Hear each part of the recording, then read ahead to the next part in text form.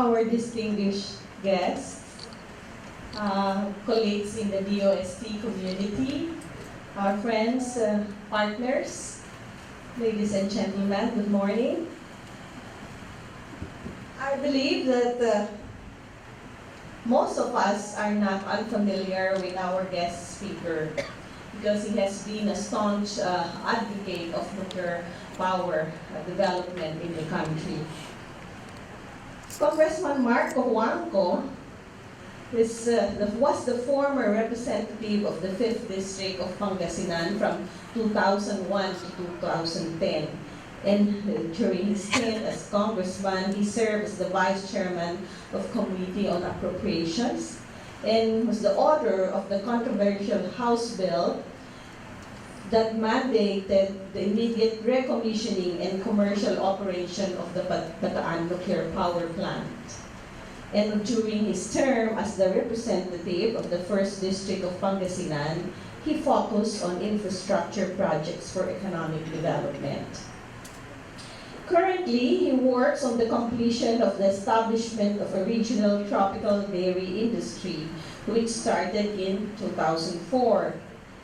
With this, the first module completed, the 5th District of Pangasinan Dairy and Minor Livestock Cooperative already produces an average of 1,500 liters of fresh milk a day, with 5,000 liters per day as an ultimate goal. And also this has led to the filing of House Bill 441 by his wife, Representative Cojuangco, who was the former mayor of Sison and now incumbent representative of the 5th District of Pangasinan, which is aimed at protecting the local dairy industry. Ladies and gentlemen, please welcome Honorable Marc Cojuangco.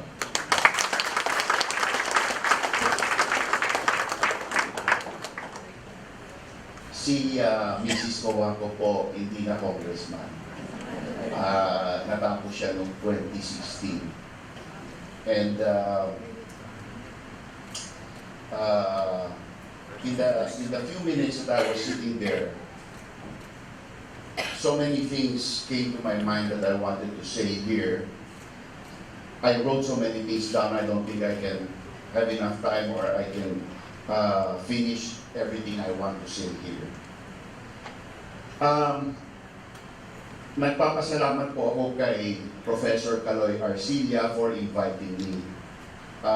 Nuclear is really close to my heart for the Philippines for many reasons which I will try to explain here.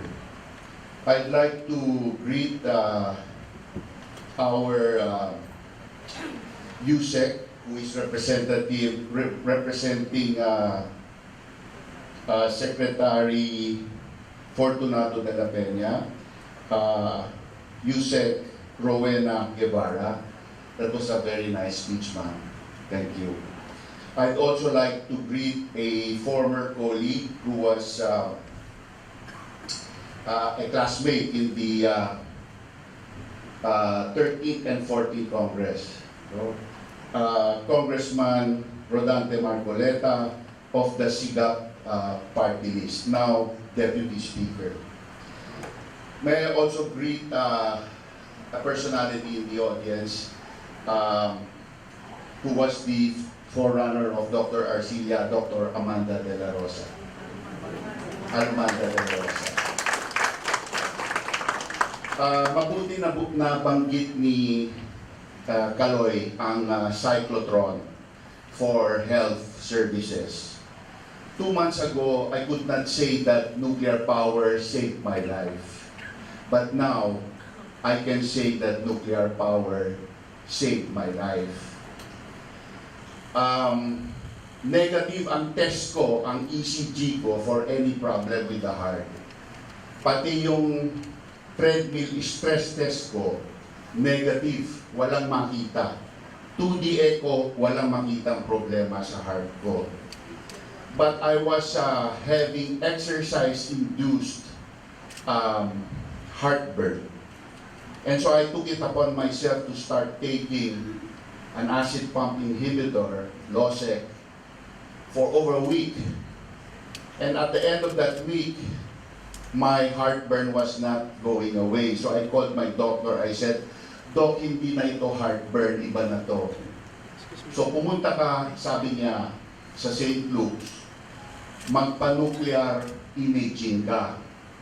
And they injected me with technetium-99m. The first dose was up to 80,000 counts per minute. The second, because I brought my own Geiger counter with me. So the second dose was over 220,000 counts per minute. To give you a comparison, if I were to turn this on here in this room, it would read somewhere between 25 and 32 counts per minute. So ilang tens of thousands more ang lumalabas na radiation sa katawan ko. Because of that, nakita nila barado yung puso ko. And I had 3 blockages. Today, I have 5 stents inside my heart and I feel fine. So, nuclear saved my life, saved me from having a heart attack. That is the fear of nuclear, no? Radiation. And why did I buy this Geiger counter? I bought this Geiger counter because in December of last year, my son and I went to Japan with the family and we took a side trip to visit Fukushima. And most of Fukushima has a radiation level the same as, if not lower than, Metro Manila. Around 32 CPM to 25 CPM, depending on where you are. We ate sushi there. The highest reading I got there was a few hundred meters away from the plant fence where I got 1,000 CPM. Don't forget, I got 220,000 CPM with the procedure that I got, and I'm fine. So a lot of this fear about radiation, I think the people in this room have the power to correct that. I think there are many experts in the world today who are challenging the LNP at low dose. I think we have to open our minds to that. After all, the LNP at low dose is but a mere extrapolation of non-existent data points. So that will be controversial, but maybe we need to be courageous and tackle the issue.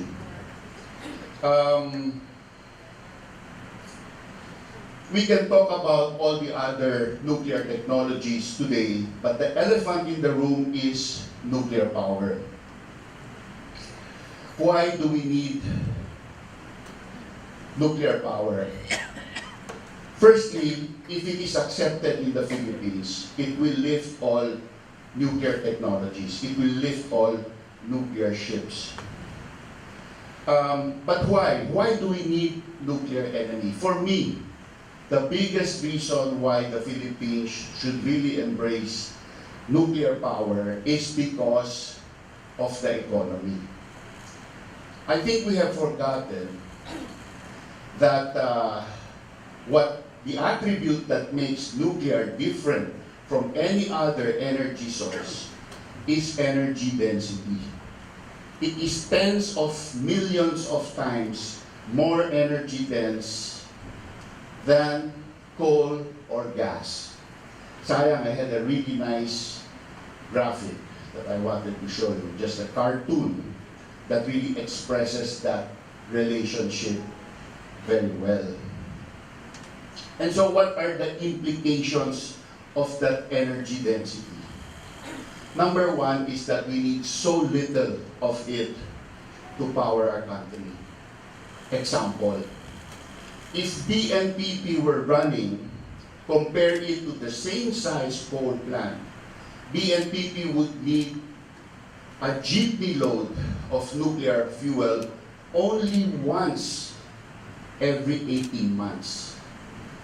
Parang kotse nyo po na You put gasoline and then you don't have to put gasoline anymore for 18 months. Compare that to the coal plant, which will need 1.7 million tons of coal. That is 51 Panamax-sized ships, bulk carriers, 50,000 tons each. That's 3 ships a month that we have to import because we don't have coal in the Philippines. Every gigawatt of nuclear power will save the Philippines, will avoid us from importing $700 million worth of coal or gas. Ang laki pong savings yan. We destroy families in the Philippines, we send them abroad to earn katas OFW for us. Dollars, yen, Deutschmark, British pound, pesetas, whatever it is. So that we can use that money to buy materials, imports that we don't have in the Philippines, but that we need to build up our infrastructure and our economy. And here we are, buying fuel from abroad every year only to burn it, instead of putting it in permanent improvements. NEDA says we need to double our generating capacity by 2030. We are now at about 16 gigawatts. The question I'll ask all of you, are we going to allow that the 16 gigawatts that we are going to build is going to be more of the same? Or is it going to be an energy source that will save us $700 million a year per gigawatt for the next 80 years, the life of those nuclear power plants? That is a huge number, my friends. It is not something that we can sweep under the rug. Some news I have for you on the nuclear front. They say our BNPP is too old. It's defective. It is 100% complete. It is a very well-built plant. It is one of 4 sister plants that are identical to each other. The 3 other plants, Angra 1, KRSKO, and Cory 2, are running and are award winners in other parts of the world today. Yung ating lang, yung BNPP, bagamat 100% complete, ay yung hindi tumakbo because of politics. There is precedent in the United States.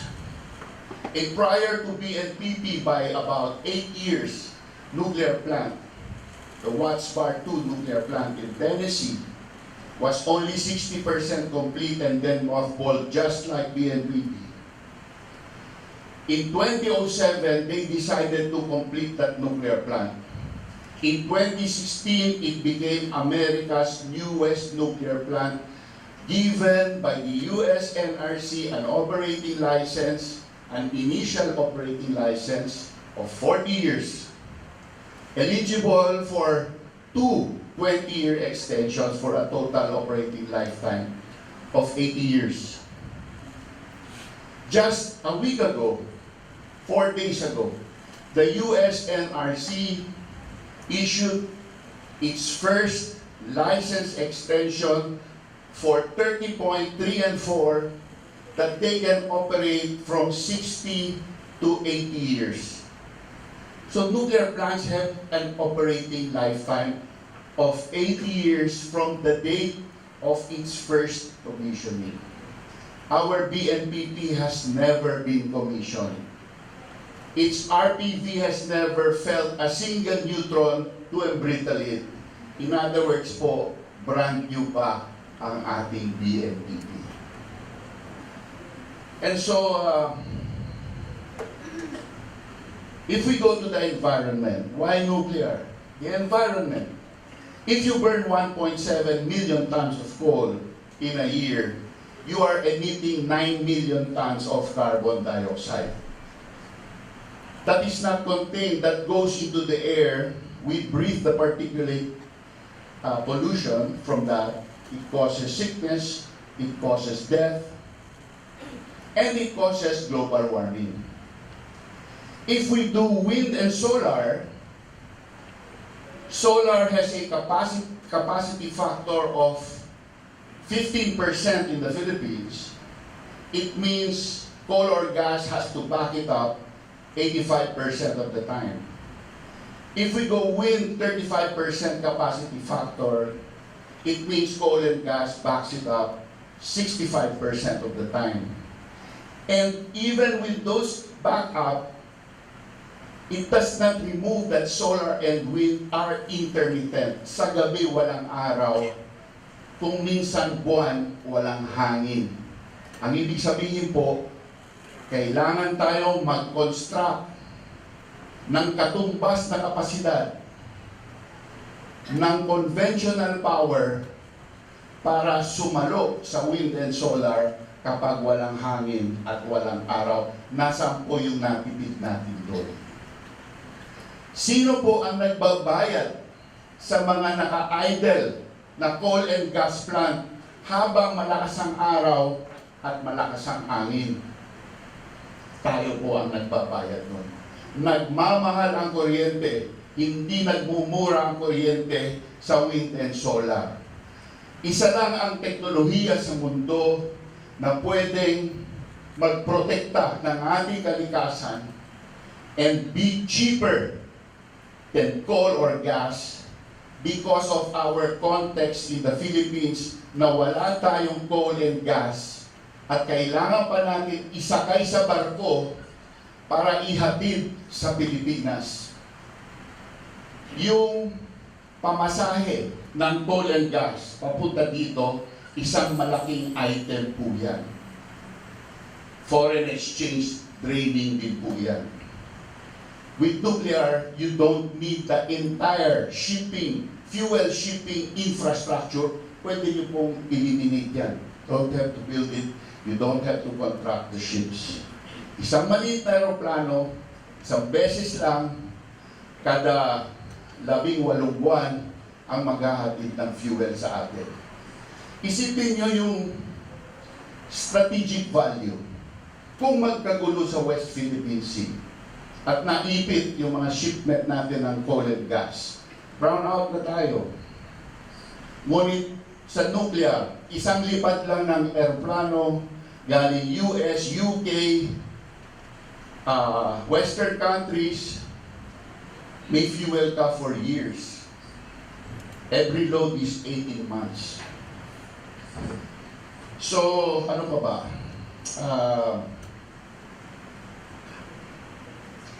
Nakikita ko po ang malaking problema ng nuclear dahil ang mga eksperto katulad nyo ay hindi aktivista. Panahon na po para maging aktivista tayo. Masyado po tayong tahimik dahil ang kasanayan po sa inyo magtrabaho, mag-isip. Hindi na po, kailangan po tayong maging aktivista, maging pro-nuclear. Isigaw natin, yugyugin po natin ang ating gobyerno na ito po ang kailangan para gumanda ang buhay sa Pilipinas. Noong nahalal, noong nagkampanya ang ating Pangulo, nadinig ko ang isang campaign promise niya na gusto niya subukan ng nuclear. Nung nanalo siya, inulit po niya yon, why don't we try nuclear? Nung nagkaroon po ng nuclear summit sa Philippines noong 2016, July, August, pumunta dito yung mga taga-IAEA. And si Secretary Cusi kasama yung mga bisita, nag-helicopter papuntang BNPP, tinur nila yung planta. Nung bumalik doon sa conference, ang sinabi ni Secretary Cusi, tumayo ang balahibo sa likod ng leeg ko nung nakita ko ang ating planta. Ang ganda pala nun, wala naman palang sira yon, aywan ko kung bakit hindi ginagamit. Ngunit 4 na taon na po ang dumaan. Ano ba po ang ating nakita? Hindi ko po nakikita ang sense of urgency nitong gobyerno. Hindi ko po nakikita ang pag-eksplika sa taong bayan kung bakit mahusay itong nuclear para sa atin. Ang nakikita ko ang maraming kontratang napipirmahan tungkol sa coal and gas power plants, LNG terminal, natataliin ang leeg natin ng ilang dekada pa, nakaasa tayo sa importation na yan at doon natin uubusin ang ating pinaghirapan na katas OFW. Sayang po yun. I urge everybody here to do what they can sa mga birthday party, sa mga kasal, sa mga inuman, Friday night, pag napupunta ang usapin sa energy, huwag po kayong sanang mahiya na ipagtanggol ang nuclear power. Kung hindi kayo, sino pa? Yung sinasabi ni Dr. Arcilla na IAEA na dokumento na dapat natin punto por punto ayusin para umabante ang nuclear sa Pilipinas. Ang gusto ko lang sabihin sa inyo, decades ago, nagawa na po natin yan, nakumpleto na po natin lahat yan. I think mas magaling kayo ngayon kaysa noon, kasi noon walang computer, walang internet, nangangapa tayo, walang electronic simulator kung saan pwede mag-practice, mag-operate ng nuclear plant. Ngayon po meron na.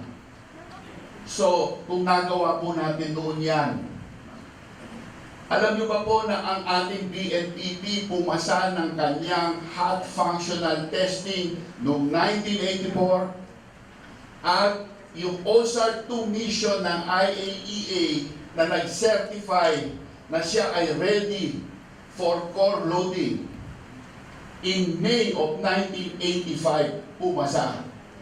Ang ibig sabihin po noon, cleared na siya nakargahan ng nuclear fuel. Bakit po hindi nakargahan ng nuclear fuel? Dahil namulitika si Marcos kay Ambassador Bosworth. And the rest is history.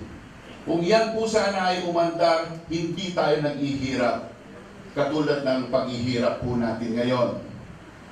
Isa pong challenge sa inyo, pag-isipan niyo po ito. Madali ba kayong makapaniwala na kung naging kalahati ang presyo ng kuryente at hindi tayo nagkakulang ng kuryente sa Pilipinas, maaari ba na for the last 33 years, bawat taon tumaas ang ating GDP ng 1% dagdag? Kung totoo po yun, ang ibig sabihin, ang economy natin ngayon ay minimum 33% mas malaki kaysa kung ano siya ngayon. Ilang milyon trabaho po yun.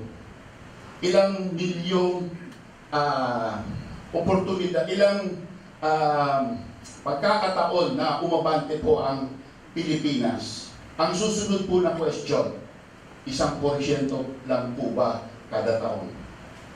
Yun po ang sanang isipin nyo at tulungan nyo po ang ating bansa, suportahin ang nuclear power sa Pilipinas. Maraming salamat po sa inyo.